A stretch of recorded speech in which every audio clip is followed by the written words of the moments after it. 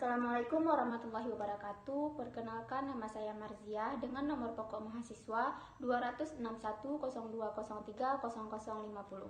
Saya dari FKIP Prodi Sentra Tasik yang berdosen wali Bapak Ismawan SSN MSN. Saya berasal dari Kabupaten Nagan Raya. Adapun pembuatan video ini untuk memenuhi tugas final mata kuliah Sastra Prancis dengan dosen pengampu Bapak Dr. Kismullah SPD MAPP Link. Baik, di sini saya akan menjelaskan tentang seorang tokoh yang bernama William Shakespeare, yang dimana saya akan membahas dalam 3 bagian. Yang pertama, siapakah William Shakespeare dan bagaimana latar belakangnya. Yang kedua, menjelaskan salah satu hasil karya dari William Shakespeare. Yang ketiga, saya akan menyampaikan pelajaran yang saya dapat selama pembelajaran 1 semester pada mata kuliah Sastra Prancis ini. Pada bagian ketiga ini, saya tidak memaparkan di PPT, akan tetapi saya akan menyampaikan secara lisan di bagian akhir. Baik, langsung saja di sini saya akan menjelaskan terlebih dahulu tentang siapakah William Shakespeare dan bagaimanakah latar belakangnya. William Shakespeare adalah budayawan dan sastrawan besar Inggris. Pria kelahiran tahun 1564 ini banyak menulis naskah drama tentang tragedi, komedi, sejarah, puisi naratif, dan sonata. Naskah drama yang ditulisnya banyak diangkat ke layar lebar seperti Julius Caesar dan Romeo and Juliet. Ia juga sering disebut sebagai seorang pujangga, dramawan, dan aktor Inggris. Secara luas dianggap sebagai penulis drama berbahasa Inggris terhebat dan dramawan termasyhur di dunia. Ia sering juga disebut sebagai penyair nasional Inggris dan dijuluki pujangga dari Avon. Adapun latar belakang William Shakespeare. William Shakespeare lahir pada tahun 1564 di kota Inggris, Dartford upon Avon. Ayahnya adalah seorang pengusaha dan wali kota. Ibunya berasal dari keluarga yang memiliki tanah di dekat Dartford. William memiliki 3 adik laki-laki dan 2 adik perempuan. Pada usia 18 tahun, ia menikah dengan Anne Hathaway dan memiliki 3 anak, Susanna dan si kembar Hamid dan Judith. Antara tahun 1586 dan 1592, ia memulai karir yang sukses sebagai aktor, penulis, dan pemilik perusahaan drama bernama Lord Chamberlain's Man yang kelak berganti nama menjadi Kingsman. William Shakespeare pensiun dari teater pada tahun 1610 dan kembali ke kota asalnya Dartford, di mana ia tinggal sampai kematiannya pada tahun 1616. Pada saat itu, masyarakat Inggris tidak mengetahui bahwa penyair dan penulis naskah terbesar negara mereka meninggal. Mereka menganggapnya hanya sebagai aktor dan penulis populer. Dari tahun 1592 hingga 1594, Black Death menyebar ke seluruh wilayah Inggris. Banyak tempat umum ditutup dan dipertunjukkan juga tidak bisa dilakukan. Shakespeare menghabiskan tahun-tahun ini dengan menulis soneta dan puisi. Ketika teater dibuka kembali pada tahun 1594, Shakespeare bergabung dengan perusahaan akting terbaik negara, yaitu Lord Chamberlain's Man. Itu memiliki aktor terbaik, penulis terbaik, dan teater paling terkenal, Globe. Globe adalah amfiteater besar tanpa atap. Kursi-kursinya dilengkungkan di sekitar panggung yang dibangun di banyak tingkatan. Sepanjang abad ke-20 dan ke abad 21, karya-karya Shakespeare terus diadaptasi dan diteliti kembali oleh gerakan-gerakan baru dalam bidang teater dan akademis. Dramanya tetap populer dan dipelajari, dipentaskan, dan ditafsirkan kembali melalui berbagai konteks budaya dan politik di seluruh dunia. Baik, yang kedua, saya akan menjelaskan salah satu hasil karya dari William Shakespeare yang berjudul Romeo and Juliet, yang dimana cerita Romeo and Juliet ini adalah Romeo Montecchi merupakan pria wanita muda dan bersemangat, sembrono tapi ramah. Awalnya merayu Rosalina yang tak tertembus. Dia ingin mencapai lokasinya dengan sekuat tenaga, berpikir bahwa ini adalah cinta. Namun, teman-temannya menentang hubungan ini. Setelah bertemu dengan Juliet, Romeo melupakan Rosalina. Dia mengerti apa perasaan yang sebenarnya. Melihat Juliet, cinta mereka penuh dengan kesulitan. Kesalahpahaman di pihak orang tua yang bertikai, Romeo akan melakukan apa saja untuk bisa bersama kekasihnya. Juliet Capulet sebenarnya masih anak-anak. Secara alami, dia baik dan tenang. Orang tua bayinya dianggap sebagai otoritas yang tak terbantahkan. Gadis itu sepenuhnya mematuhi kehendak mereka dan tidak menentang keputusan orang tua. Tapi itu sebelum bertemu Romeo. Ketika seorang pria muda muncul dalam hidupnya, dia melawan kerabatnya dan menolak untuk menikah dengan bangsawan terkemuka. Demi Romeo, Juliet bersiap bahkan untuk langkah yang paling putus asa. Secara harfiah, dalam sekejap, seorang anak yang lucu berubah menjadi wanita yang bijaksana dan berakal. Adapun karakter kecil, Bellonfio, sepupu dan teman Romeo. Bellonfio adalah penentang keras permusuhan keluarga.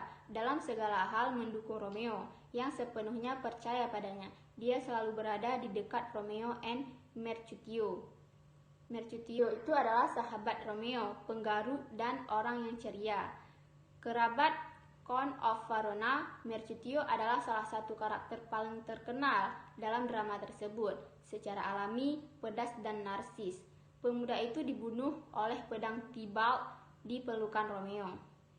Paris, yaitu keponakan Pangeran Verona, Count tunangan Juliet, juga menentang permusuhan keluarga.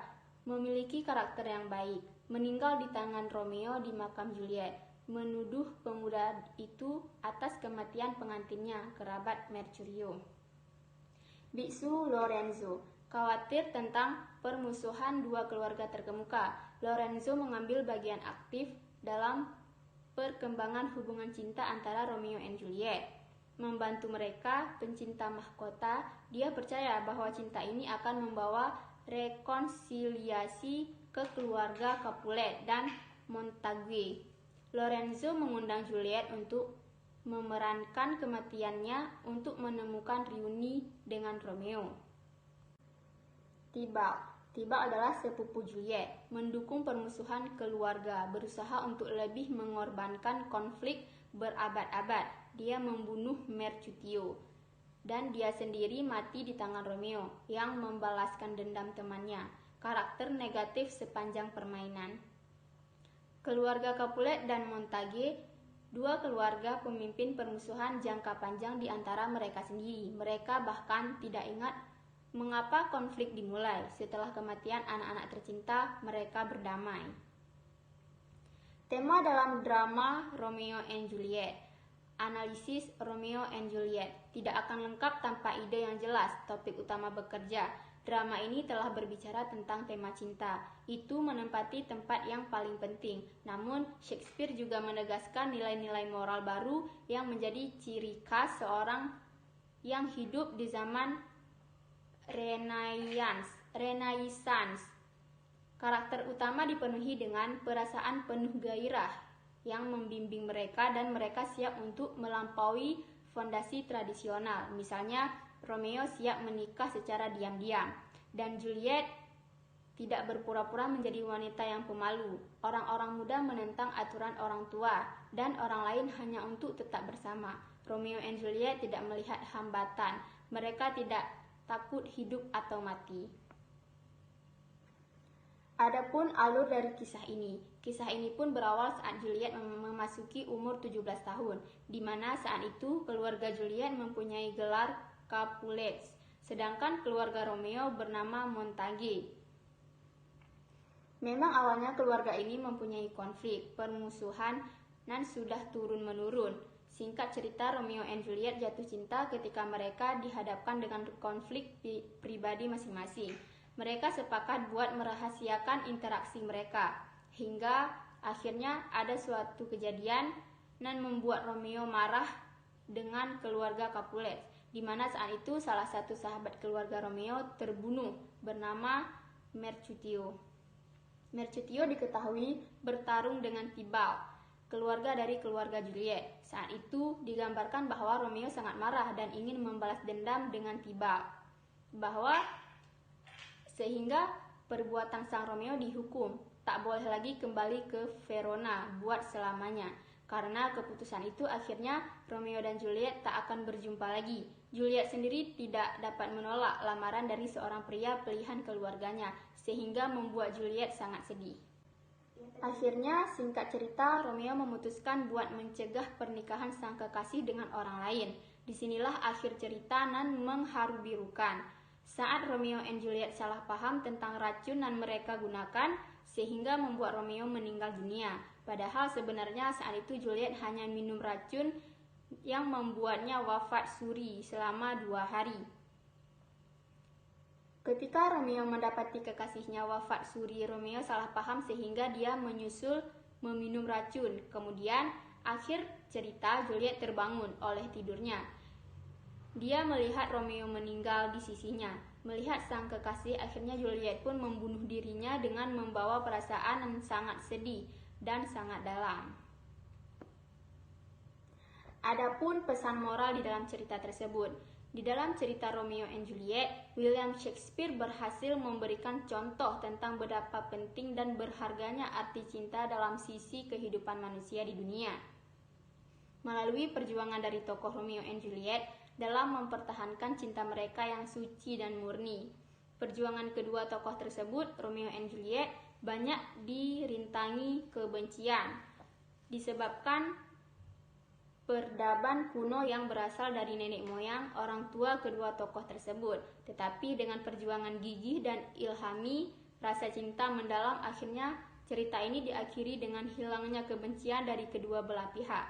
Meskipun kematian dari Romeo and Juliet sebagai taruhannya, justru kematian yang diwarnai dengan cinta itulah yang menyebabkan kebencian tersebut hilang. Yang ketiga, pelajaran yang dapat saya ambil selama 1 semester ini dari mata kuliah MK Prancis ini adalah saya dapat belajar mengenai seorang tokoh yang bernama William Shakespeare, dapat mengetahui tentang bakat seorang tokoh dalam bidang membuat seni pertunjukan seperti drama, puisi, dan beberapa hal yang menarik lainnya. Dalam hal lain, saya juga bisa mempelajari bagaimana menganalisis suatu drama atau cerita dengan teratur. Saya juga bisa mengetahui tokoh dan penokohan dalam cerita tersebut. Sekian dari saya ucapkan terima kasih atas waktu dan kesempatannya. Apabila ada yang salah, saya mohon maaf. Saya akhiri, wabillahi taufiq wal hidayah. Wassalamualaikum warahmatullahi wabarakatuh.